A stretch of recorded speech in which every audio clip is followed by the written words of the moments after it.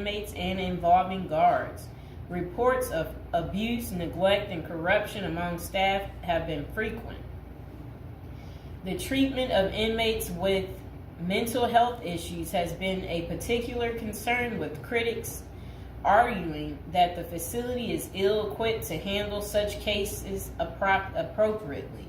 Likewise, the treatment of juvenile inmates is a subject of controversy. There have been calls for more appropriate handling in the facilities for young offenders. Numerous lawsuits and human rights investigations have targeted the conditions at Rikers Island, often focusing on issues like solitary confinement, the use of force by guards, and the prolonged detention of inmates awaiting trial. Now would be a good time to like the video, to subscribe.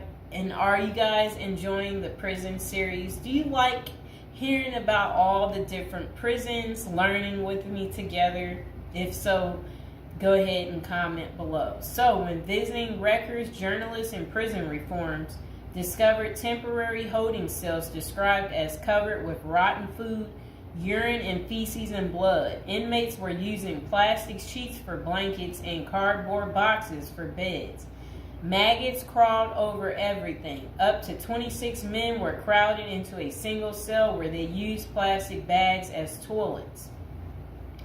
Prisoners kept in holding cells, which should be used for only 24 hours or less, often stayed there for more than a week awaiting transfer. In that time, food and medical services were not routinely provided. Now let's hear that paragraph again, just a small bit of it.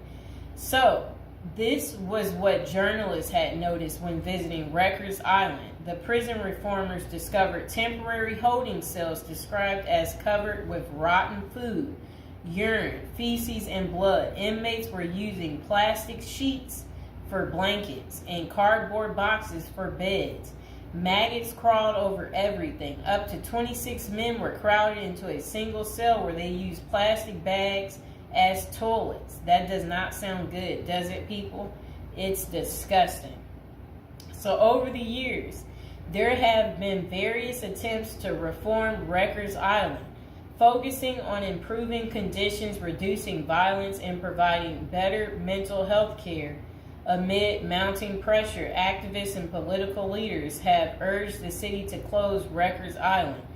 In 2019, the New York City Council voted to close the jail completely by 2026, intending to replace it with